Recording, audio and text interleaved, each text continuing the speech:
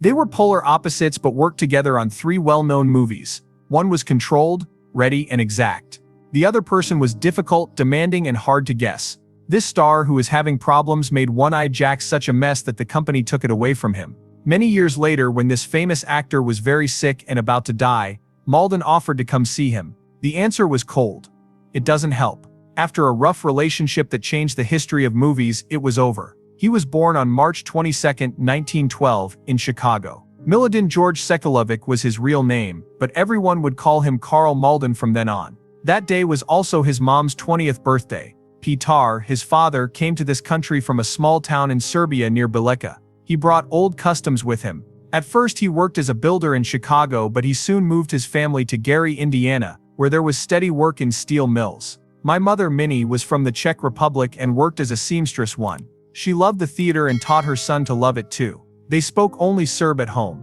He didn't know any English until he was in school. He used that phrase all his life, even after he became popular. The Serbian people in Gary were very close to each other. Not only did his dad work in the mills, but he also kept their culture alive. Afterward, he helped start the Serbian Singing Federation and put together the first Serbian band in the United States. Their house turned into a place where people could get together and share music, religion, and traditions. Malden joined the Kara-Georgia choir with a group of people. He also played parts in Serbian shows at the neighborhood Orthodox church put on by his father. It wasn't just for fun to watch these shows. They told him stories from Serbian folklore and history which made him love playing. He played Puba in the Mikado play in English when he was in high school. He was also very good at sports. Malden went to Emerson High School from 1927 to 1931 and did well in school and on the basketball team. You had to pay to play basketball though. He got hit in the face during games. His nose changed forever because of the hits, giving him a look that Hollywood would one day recognize right away. His nose became a part of who he was. He was chosen as president of his senior class that same year. He got his diploma during the Great Depression. He joined his father in the steel works because it was hard to find work. It got up to 120 degrees every day for him to work 12 hours a day from 1931 to 1934. It was a dangerous and loud job. He had saved $300 after 3 years. It was all about that money. It was his way out. He had another chance before the mills. A scholarship for sports to go to college in Arkansas. He did everything that was asked of him and even sold some of his things to get ready. But it got away at the last second. The college wanted him to play more than one sport. He said no. All he wanted to do was play basketball. They quickly took back the offer. His dreams fell apart. He worked hard every day to save every penny. Then in 1934 he left for Chicago with only $300 in his pocket. He signed up for the Goodman Theater School and did something risky. He was going to pay right away with what he had. They would give him a grant if he did well. It worked. He learned there until 1937. His job as a mill worker was over by the time he left. He played a part. He was still Miladin Sekulovic though. That changed quickly. The people who run the theater wanted to say something simpler. He first thought they were firing him. It was just a name change though. He changed the order of Miladin's letters to make Malden and took Karl from his grandpa. He agreed even though it hurt. He was able to keep some of himself though. The name Sekulovic was used in almost all of the movies he made. It was a quiet way for him to honor his roots. In 1940 he got his first movie part. It was a small part in the movie They Knew What They Wanted, which starred Carole Lombard and Charles Laughton. No one saw him because the part wasn't important. The world changed just as he began. He joined the Army Air Forces after Pearl Harbor. He was in the 8th Air Force from 1942 to 1946. He worked hard and became a sergeant in one of the deadliest divisions of World War II. To boost confidence, he even appeared in a play called Winged Victory. That play was turned into a movie. The war put a stop to his playing career, but not to what he loved. He went back to work when he got home. But in 1938 he had found something even more important. Love. They met at the Goodman Theater. Her stage name was Mona Graham, but she was really Mona Greenberg. On December 18, 1938, they got married. Their marriage lasted 70 years, making it one of the longest in TV and movie history. Their children were 2 girls. Through small parts and Oscar win and TV fame, she was always there for him. To his surprise, Karl Malden met Marlon Brando in a Broadway practice room in 1946. Brando would go on to change Karl's life. Bus and Café was the play. It was a mess. It was over after only 13 shows. Some people thought it was the worst play they had ever seen. That didn't matter though. Brando was what people thought of. Brando played a soldier who had been hurt. Before going on stage, he would run up and down the stairs to get people to feel the right way. After that, he'd walk out and get very excited. He wasn't like everyone else. He wasn't like anyone else. He really felt. The crowds went crazy. Some people cheered for 2 whole minutes before the game could start again. There were screams, stomps, and shouts. It was both crazy and magical. Malden was right there and saw it all. He saw Brando pause at the right times, change his lines to make them more powerful, and control the crowd like a puppet master. Brando won the year's Most Bright Rookie award. Malden left with a new plan. Everything changed at that time. Then the time came. That set him apart. A city bus called Desire. It began in 1947. Stanley played by Brando. Blanche was played by Jessica Tandy. Mitch was Malden, the shy, kind guy who likes Blanche at first but pushes her away when he finds out her secrets. The show was put on 855 times. It got the Pulitzer Prize. It won an award from the New York Drama Critics Circle. Malden's act was powerful because it wasn't flashy. It was a person. Karl Malden was famous on Broadway, but in 1951 everything changed. He brought his part as Mitch from the TV show Desire to the big screen. The movie business wasn't sure if he could make the change from stage to film. Studios often put movie stars in place of live players. Vivien Leigh took over for Jessica Tandy, but director Elia Kazan fought hard to keep Malden, Marlon Brando, and Kim Hunter. That choice changed the history of movies. Malden played Mitch, the shy and lonely guy who likes Blanche. His quiet honesty stood in stark contrast to Brando's crazy, angry Stanley. It wasn't easy to film. Malden had to change how he did things for the camera. Everything is big on stage. Every look on screen is important. It was right for him. The set was meant to get smaller as the movie went on to match how the characters felt like they were under more and more pressure. Malden didn't give up, giving an honest show that was full of pain. A train named Desire became an important part of movie history. It was where the old-fashioned style of theater met the new method style that would soon take over Hollywood. After that, on March 20, 1952, the Academy Awards were held at the RKO Pantages Theater. Malden, whose parents moved to the US from Chicago as immigrants, is one of the best supporting actors. His speech wasn't long and humble. He thanked Tennessee Williams and Kazan, but the moment was very important. 3 performance Oscars were given to the movie. Best Supporting Actress went to Kim Hunter, and Best Actress went to Vivien Leigh. Malden was there to cheer them on. He beat out stars like Peter Ustinov and Leo. General Warner Brothers took a chance by turning the play into a movie. The movie made $8 million in North America, even though it cost $1.8 million to make. Malden was no longer just a play.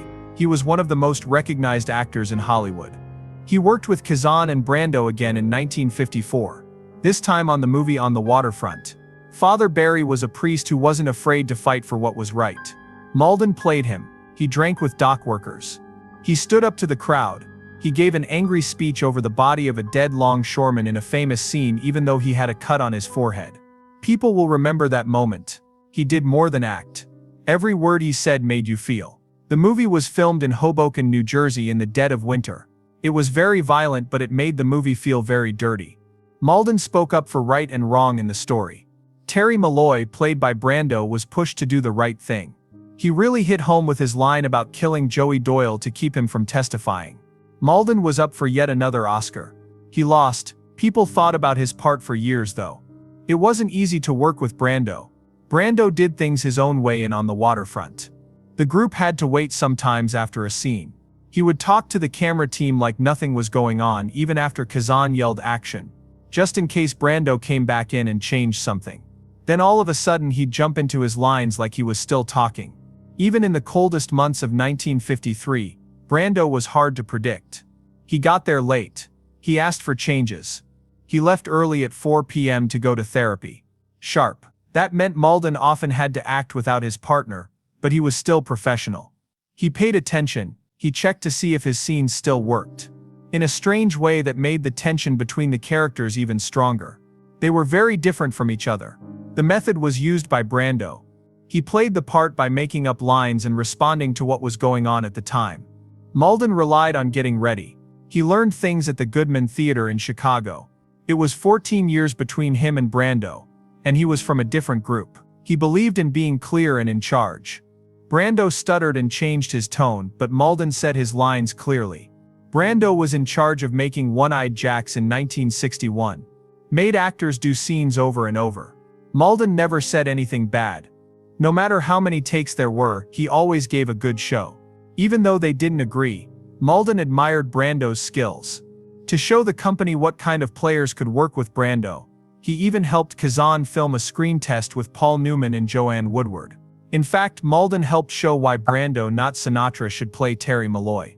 Sinatra had been hired first. Karl Malden played a part in 1955 that shocked people all over the world. In Baby Doll he played Archie Lee Megan. An angry older man was crazy about his 19-year-old wife who still sucked her thumb and slept in a crib. When the movie came out in December 1956, it shocked everyone. Malden had played more sympathetic parts before, but this time he did something so risky that Cardinal Spellman spoke out against it from the pulpit.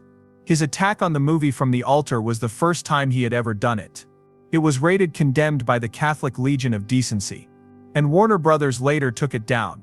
But debate made it well known.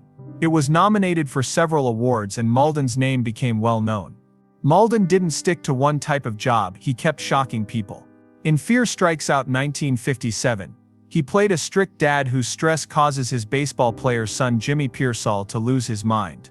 People said they watched the movie just to see Malden because of how good the acting was. After that he changed gears. He played the honest and kind Reverend Ford in Disney's Pollyanna in 1960. For the next 2 years he played a strict jail director opposite Burt Lancaster in Birdman of Alcatraz. A bunch of Oscars were given to that movie and Malden showed he could play any role. People who are bad, dads, holy men, or strict officials. He did more than act. He changed. Malden worked with Marlon Brando again in 1961's One-Eyed Jacks. It seemed like a good plan, but quickly things went wrong. Brando bought the rights to a Western book and went through a number of writers such as Rod Serling from The Twilight Zone and a young Sam Peckinpah. Stanley Kubrick was meant to direct, but he quit after months of disagreements with Brando over things like sitting down with a clock in the middle of a meeting. It was over after the fight over casting. Kubrick would have liked Spencer Tracy to play Dad Longworth. Brando made Malden his priority.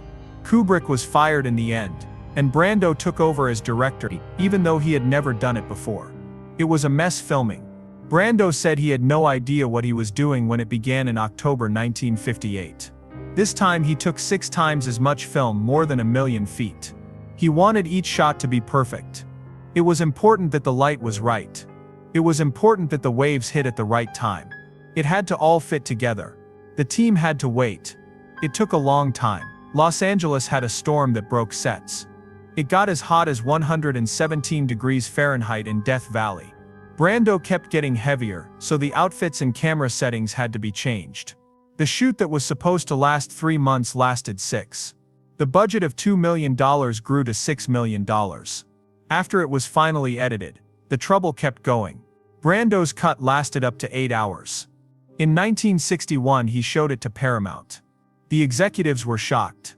In the first version the main character's father killed her. Brando wasn't in the movie when Paramount cut it down by 4 hours and even shot new parts without him. Whole characters were changed by the company. Malden's part was changed and the moral depth he had worked so hard to build was taken away. Brando quit out of anger and didn't direct again. Still, the photography in One-Eyed Jacks was praised and the Library of Congress chose to keep it in its permanent collection. Malden joined How the West Was Won in 1962, which was another huge project. Not only was it a Western, but it also used a unique 3-lens system that needed curved screens that cost each theater $25,000 to set up. Zebulon Prescott was played by Malden, an outlaw father who drowns and dies in rapids. He was determined to do his own risky things. The movie cost a huge $15 million to make, but it made $50 million. 8 Oscars were given to it, and 3 were won. Even though James Stewart, Debbie Reynolds, and Gregory Peck were all there with Malden, he still stood out. The sad scene of his death became iconic. Once more he showed that he could handle an epic. He was then called the Cincinnati Kid in 1965. Malden played Shooter, a poker player with a great reputation, until someone tried to blackmail him for $12,000. At first, Sam Peckinpah was in charge of making the movie, but after just one day, the directors fired him because his version was too dark. In charge was Norman Jewison. Malden had to show a man who was pulled between his beliefs and his need to stay alive. The things his wife told him were being used against him. It was a quiet part, but strong. Malden never got lost in the crowd, even when rising stars Steve McQueen and great Edward G. Robinson were in the movie. He made the Battle of Shooters seem real, and the dirty streets of New Orleans made every choice his character made even more important. By 1970, Malden had been cast as General Omar Bradley in Patton. It was a small but important part. Bradley helped with the making of the movie. He didn't like the real Patton very much. That meant Malden had to act like the real man while the real man watched. While the Vietnam War was going on, the movie came out and made over $62 million. It cost $12.6 million to make. The Patton that George C. Scott drove was loud and hard to predict. Bradley, played by Malden, was steady and calm. He showed that leaders don't get ahead by yelling, but by keeping calm. Some critics said that his acting was what gave the movie its message. It was Patton's seventh Oscar, such as Best Picture. Things changed for Karl Malden in 1972. He had already built a good business in Hollywood. He was 60 years old when he found out he could play Detective Mike Stone in the real life. It first ran on Saturday nights, then Thursday nights. Malden played a police officer with more than 20 years of experience who was widowed. He taught a young police officer named Steve Keller, who was played by Michael Douglas, who was only 28 years old at the time. They got along right away. They did great work and it felt real on screen. Off-screen, they worked together like a seasoned pair. Even after all these years, they stayed close friends. In 1996, Douglas called Malden the son I never had. Malden gave everything to the part. From 1974 to 1977, he was up for 4 Emmys but never won. The show had 119 hour-long episodes over 5 seasons. But when Douglas quit at the beginning of the last season to work on movies, the numbers went down. The show did leave its mark though, and Malden's part became one of his favorites. Then in 1975, something strange happened. He was chosen to be the face of American Express. He told people in a serious voice, "Don't leave home without them," while wearing his famous hat. The ads were mostly about travelers' checks and warned people not to lose cash while they were traveling. It worked. The program became well known. It made Malden more than just an actor. It was made by the famous ad man David Ogilvy. No one could now not trust him. "Don't leave home without it" became the new theme. To get people to use their credit cards. Malden did those ads for more than 20 years. That was the most powerful thing that any American Express representative ever said. In 1985, Malden once again proved that he was more than just a movie star. In the TV drama Fatal Vision, he played Freddie Cassib. The show was based on the real story of Jeffrey McDonald, who was found guilty of killing his pregnant wife and 2 children. Malden played the father-in-law, who was hurt deep down and wanted justice. It was strong, controlled, and very moving to see him act. He got the Emmy for Best Supporting Actor in a Small Screen Show. He was 73 years old. Before this win, he had already won an Oscar for A Train Called Desire in 1951, and been nominated for an Oscar for On the Waterfront in 1954. He still had it on TV and in movies, as shown by the Emmy. Spanning decades. In 1989, after a few years, Malden got a new job that wasn't on TV but behind the scenes. His job was to lead the Academy of Motion Picture Arts and Sciences. That's what he did until 1992. During that time, he was in charge of 3 Oscar shows. Being a boss of him meant being cool, polite, and honest. Hollywood trusted him because he had worked hard and professionally for many years. As head of the Academy, he made sure it stayed true to its roots, while also changing with the times in the movie business. Malden released his autobiography in 1997. It was called When Do I Start? He wrote it with his daughter Carla. It's a memoir. It was 368 pages long, and showed how he went from being a boy in Gary, Indiana called Miladin George Sekulovic to becoming an American actor who won an Oscar. It did not have a lot of talk. Instead, it was about acting, his method, his teachers, and his love of the craft. In his writing, he talked about working with famous people like Marlon Brando, Lee Strasberg, and Elia Kazan. Some reviewers said the book was honest and had a lot of depth. Then in 1999, they did something brave. At the age of 84, Malden went before the Academy Board and asked them to give Elia Kazan a special Oscar. Kazan helped Malden get his start in show business, but he also testified during the McCarthy era. Putting names on former communists was a choice that caused a lot of disagreement in Hollywood for many years. Malden was aware of the dangers, but he made his choice anyway. He said this was about a body of work. The government has no place in art. The award was given by the board, who agreed. But what really happened was at the Oscars. Malden's old friend Marlon Brando didn't want to give Kazan the award. Some people like Martin Scorsese and Robert De Niro stepped in. The room was split up.